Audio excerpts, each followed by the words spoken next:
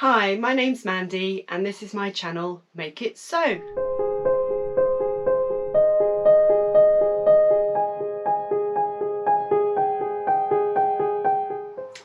Hello and welcome to my third edition of Friday Sews. I seem to be doing these fortnightly at the moment because of commitments, but I'm hoping that I can show you everything I've been up to in the last 2 weeks.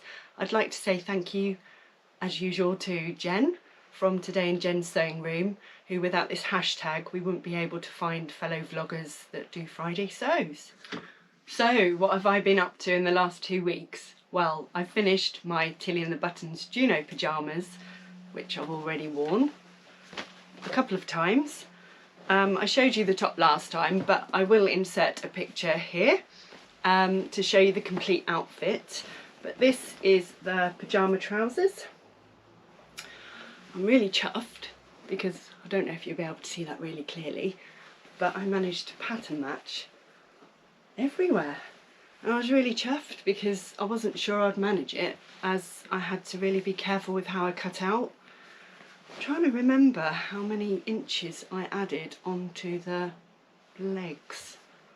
Just bear with me, I'll be back. Right, I'm back. So I added 2 inches to the length of the pyjama bottoms because, as I've said before, I am 5'8" and I normally have to adjust for length of my leg. That was from the Make It Simple book. So as well as the length of 2 inches, I then put the cuffs on the end because I like my pyjamas to be ankle length. So like I say, you should have seen them in the picture, but I also had something else with it. In the Tilly book, she does have an eye mask that you can make to match. So it's like a little cat face. What I did though was I wanted to use up as much of the viscose jersey as I could. So I put some interfacing on the backs of both sides of the jersey to stabilise it so it didn't stretch out when I was sewing it. And I think I made a pretty good job, if I say so myself. I also used some of the bias binding that was supplied in my Think Pink subscription box at the same time, and that's the best fitting eye mask I've ever worn. I can wear it all night and it doesn't come off, because sometimes you end up with them round your neck or they've just fallen off the pillow, haven't they? So that was what I've made with that. I forgot to say, with that viscose jersey, it was really soft, and I just felt that they fitted so nicely that I want to make another pair now. It's still not that cold that I need them every night, but I think that will suddenly come upon us and I'll definitely need some more pyjamas then. So that's one of my plans for the next few weeks. I just thought I'd show you what I'm wearing today. It's something I made a few years ago now. It was a pattern from Love Sewing magazine. It was an exclusive design called the Amelia tea dress by Simple Sew. I have actually found recently online that there's a longer version, a maxi dress version, because I'm so conscious of my legs that I tend to wear these with leggings, but I haven't got them on today because it's so hot. But you can see some of the detail. It has facings on the v-neck, and then it has a sheared panel in the middle, and it does actually have a zip, but I find with this size I don't really need it. So it was more that I wanted to learn at the time how to do a zip in a dress. So I will do that one again, and it is aimed at a beginner. I'll show you the line drawings. It goes from 8 to size 20, and I'm sure you can still purchase these somewhere like eBay or Marketplace. But the fabric I got was from Birmingham Rag Market. I think again it was only about £3 a metre. So when you're learning and making twirls, you don't really want to spend too much on a fabric, so this was perfect for that.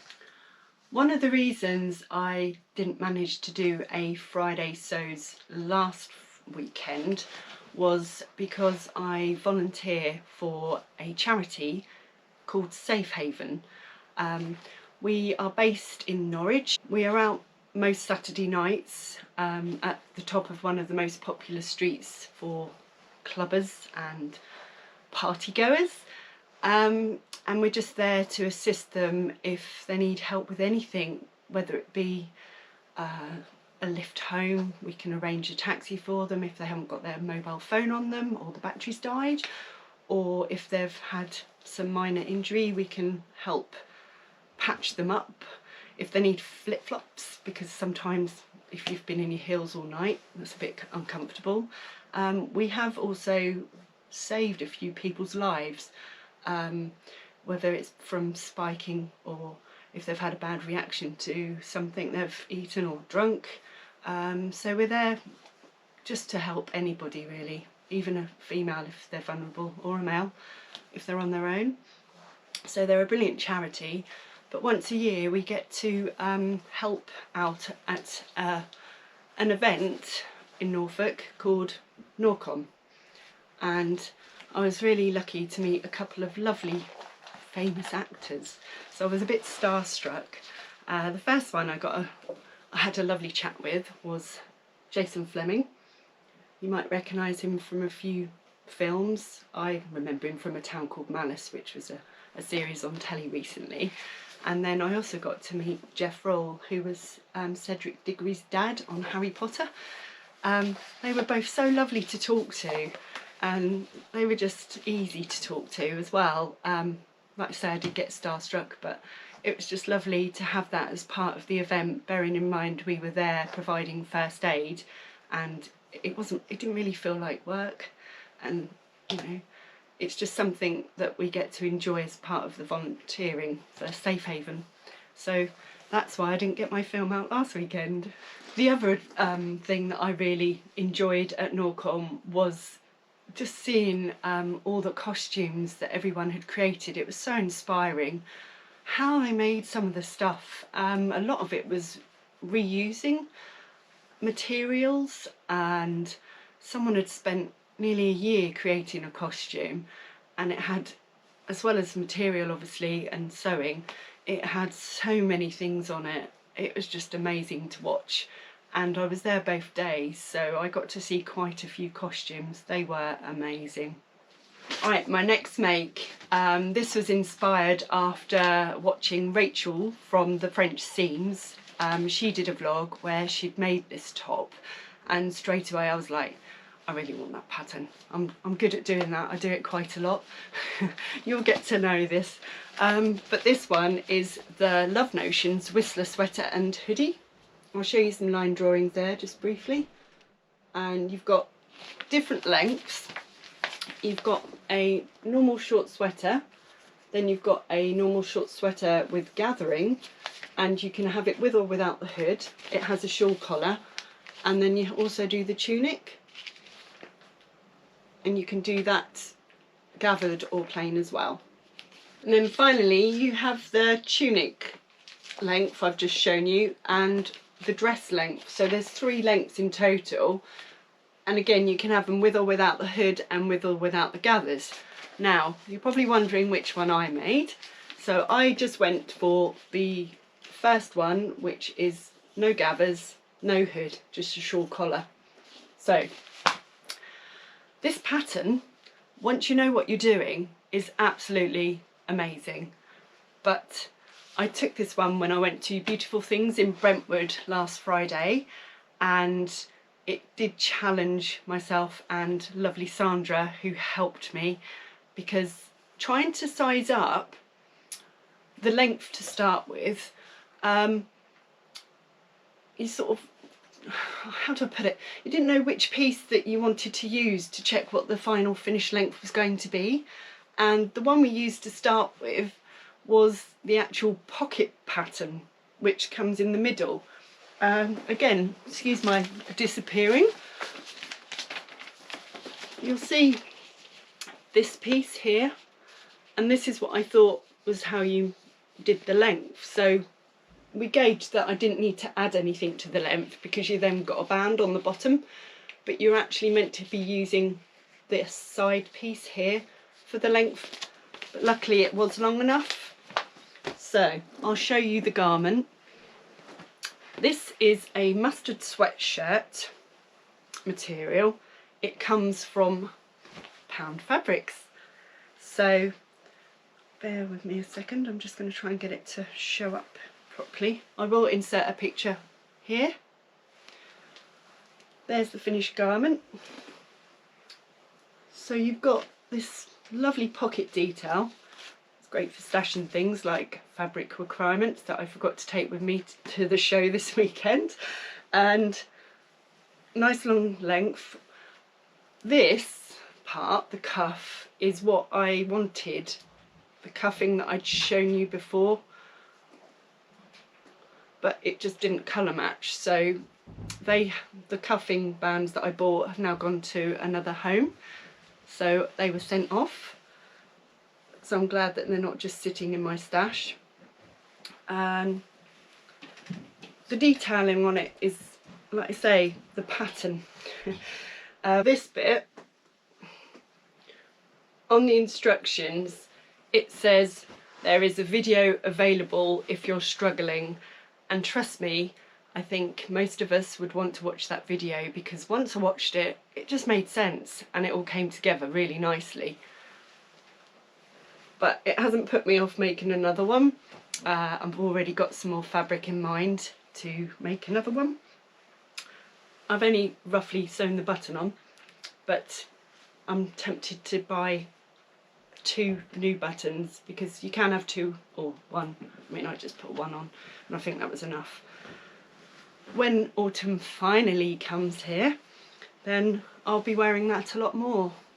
I used Maraflex again, because as you know, I love it. And the instructions for the cuff didn't say anything about splitting or dividing it into 4, but I made sure I did that. I managed to even match the seam, which I was quite chuffed with. So yeah, I matched it. I split it into quarters on the actual sleeve and then the cuff, so that I could match them.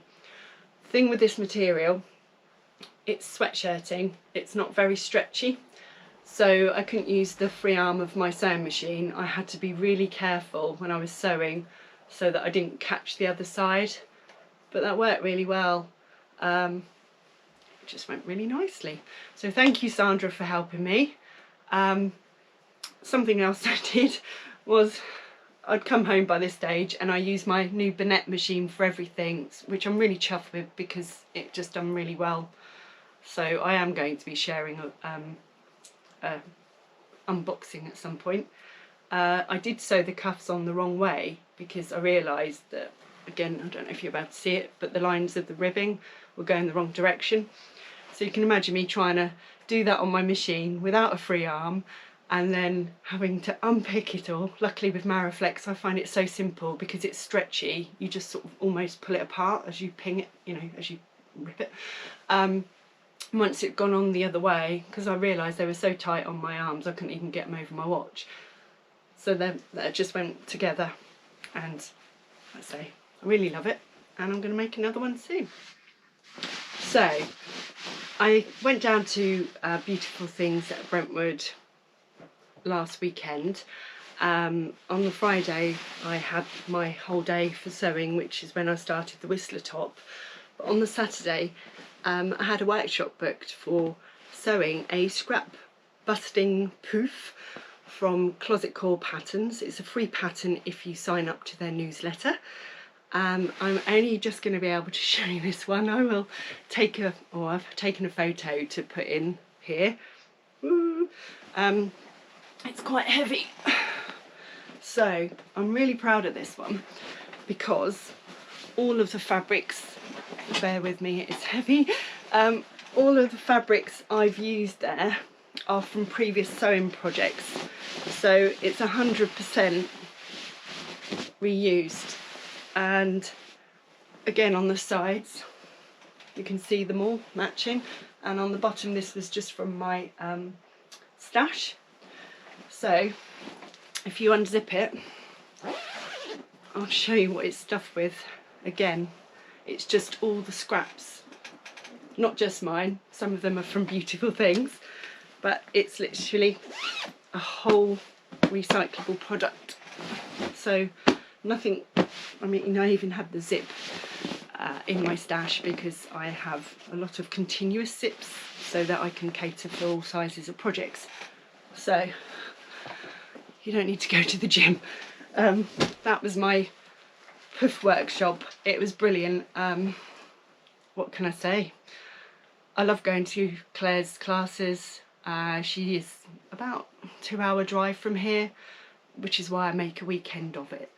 And it's just nice to meet some fellow sewists who, if you watch, Claire did a Instagram reel on the workshop, so you'll see that we actually had quite a laugh and thoroughly enjoyed it. While I was there, as I was still on my fabric ban, I purchased a few bits from Beautiful Things. So I got some more of my lovely Maraflex threads from Guttermans, because I know I have actually got projects in mind where I need these colours. It's quite impressive for me. And then I bought some more handbag hardware, because there's a couple of bag projects that I've got in mind where I will need them. And these are rose gold, and they feel really hard wearing, so you know they won't fall apart after several uses. And because I really enjoyed using the jersey bias binding from Andrea's subscription box, again with projects in mind, I just bought 3 colours. I love the red and the teal, so I've got them in preparation. So my final make for the 2 weeks is Tilly and the Buttons Stella Hoodie from her stretch book. I do also have the pattern separately. I think I must have purchased it at some point, maybe before I got the book, I don't know.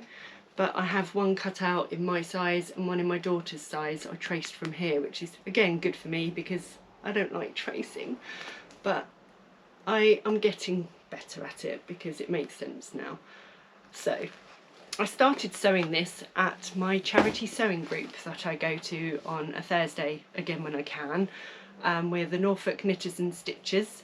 It's based near Dereham. We're all like-minded people that we sew for charity. Sometimes we just sew something that we need to get done ourselves, and there's so much knowledge there. It's great, and it's just another way of meeting like-minded people, and it gets you out if you need to get out the house. And so while I was there, someone had donated some patterns for a small donation, so I bought this one, which is the litmus jacket.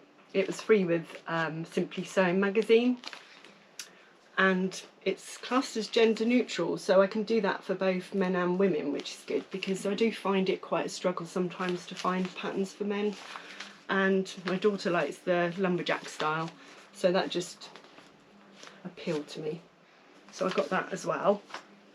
But then I started making the hoodie. I took my Bernette machine with me to the class, and it is so much lighter than my Bernina, so I'm so glad I bought it. I can actually lift it with one hand. It's so much lighter, and I don't feel like I'm going to be damaging it as much as the other one because there's a hardcover case with it as well. So this is fabric. I can't show you a picture because I might get one later. This was made for my daughter, and I only had 2 days to make it because I was going to the knitting and stitching show early Friday morning, so that's why my Friday sews is late. But this is the fabric I showed in my Night and Fabrics haul. It's so soft. It's classed as fleece backed jersey, and I don't know if you can get a grasp from me doing that, but it's just really soft inside. So I didn't really want to do a lining in the hood, but then I realised while I was sewing it, because I haven't made one for a while, that you have to have the lining really for the channel of the cord. Now the only thing I managed to do slightly wrong was the buttonholes for where the cord goes in. It was the first time I'd used the buttonhole attachment on my Bernette, and I just think it needs a lot more practice, and that's the problem. I was in a rush, so I didn't really get many times to try it, and it seemed to work at the time, but I don't know what I did wrong. I mean, I will show you because I'm not one to cover up my mistakes. but it works, and I only ripped open the equal sides so it didn't look so obvious.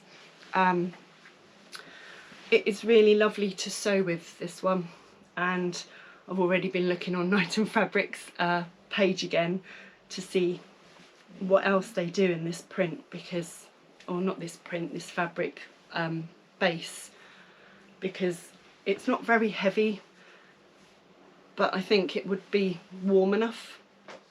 I am going to be revisiting that Stella hoodie because, like I said, I was in a bit of a rush to get it done, as I'd promised to get it for her so she could wear it to the knitting and stitching show on Saturday.